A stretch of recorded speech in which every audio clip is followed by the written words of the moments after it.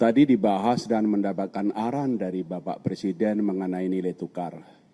Berkaitan dengan dua hal penting mengenai nilai tukar. Bahwa yang pertama nilai tukar sekarang itu under value. Under value dan ke depan kita yakini akan stabil dan menguat. Kenapa under value? Tadi disampaikan oleh Pak Menko Bergon, fundamental kita itu kuat. Pertumbuhan sangat tinggi, 5,61%. Inflasi rendah. Kredit juga tumbuh tinggi, cadangan devisa juga kuat. Nah, ini adalah fundamental yang menunjukkan mestinya rupiah itu akan stabil dan cenderung menguat.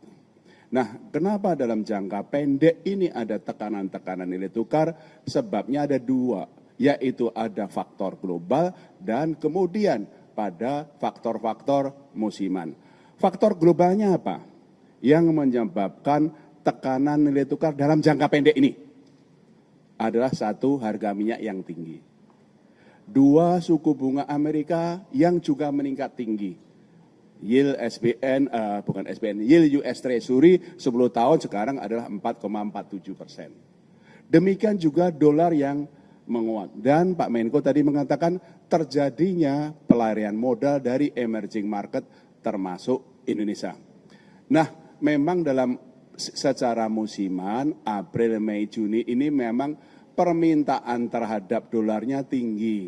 Ada untuk pembayaran repatriasi dividen, ada pembayaran utang dan juga untuk jemaah haji. Tapi rupiah adalah under value dan ke depan akan stabil dan cenderung menguat. Itu nomor satu. Nomor dua, ya, kami melaporkan kepada Pak Presiden dan Pak Presiden merestui dan kemudian memberikan suatu penguatan 7 langkah penting yang ditempuh Bang Nisa. Untuk membuat rupiah kuat, membuat rupiah itu stabil ke depan. 7 langkah pentingnya yang tadi kami laporkan apa? Satu, kami akan terus melakukan intervensi secara tunai dan domestic non-delivery di dalam negeri dan juga non-delivery forward NDF di pasar luar negeri, di Hong Kong, di Singapura, di London, di New York. Kami terus akan melakukan intervensi untuk menstabilkan rupiah baik di dalam negeri maupun dari luar negeri. Cadangan devisa kami lebih dari cukup untuk melakukan stabilisasi nilai tukar rupiah itu. Yang kedua, tadi Pak Menko sudah menyebutkan, karena sementara ini SBN itu keluar, kemudian saham, meskipun dalam minggu-minggu terakhir hasil koordinasi dengan Pak Menteri Keuangan sudah mulai inflow, tapi year to date masih outflow. Sementara saham terjadi outflow, sehingga kami bersepakat untuk sementara ini SRBI dibuat perlu inflow. Sehingga inflow-nya SRBI bisa mencukupi outflow-nya SBN dan saham, itu koordinasi kami dengan Pak Menteri Keuangan sehingga betul-betul menjaga inflow-nya dari portfolio asing itu masih year to date-nya masih terjadi inflow dan itu memperkuat nilai tukar rupiah. Nomor 3, ini juga koordinasi dengan Pak Menteri Keuangan, BI akan terus membeli SBN dari pasar sekunder. Ini koordinasi sudah awal tahun koordinasi dan kita lakukan. Kami sudah membeli SBN dari pasar sekunder year to date adalah 123,1 triliun rupiah. Dan kami akan melakukan koordinasi termasuk nanti Pak Menteri Keuangan bisa melakukan masalah buyback dan segala macam. Koordinasi sangat erat antara fiskal dan moneter.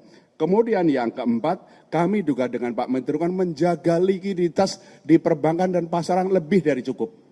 Yaitu terindikasi dari pertumbuhan uang primer yang selalu double digit. Di terakhir itu pertumbuhan uang primernya adalah 14,1%. Nomor 5, yaitu adalah yang kami sudah keluarkan adalah pembatasan pembelian dolar di pasar domestik tanpa underlying. Yang dulunya 100.000 dolar per orang per bulan, kita turunkan 50.000 dolar per orang per bulan. Itu yang kami langsung koordinasi dengan KSSK untuk penguatan, termasuk di dalam negeri itu adalah pasar yuan Chinese yuan dengan rupiah sudah berkembang di dalam negeri. Karena local currency kita dengan Cina sama yuan, Cina sama rupiah itu sangat tinggi dan sekarang sudah mulai terbentuk pasar domestik yuan sama rupiah termasuk ini local currency sehingga itu mengurangi atau melakukan diversifikasi dari dolar sehingga itu bisa memperkuat. Nomor 6 adalah penguatan untuk pasar intervensi kami di offshore non-delivery forward. Supaya kita lebih mampu mengendalikan perkembangan nilai tukar di offshore, di luar negeri. Selain intervensi yang terus kami lakukan, kami juga membolehkan bank-bank domestik untuk ikut jualan offshore NDF di luar negeri. Sehingga pasokannya lebih banyak, sehingga itu akan memperkuat stabilisasi dari nilai tukar rupiah. Nomor berapa? 6 ya.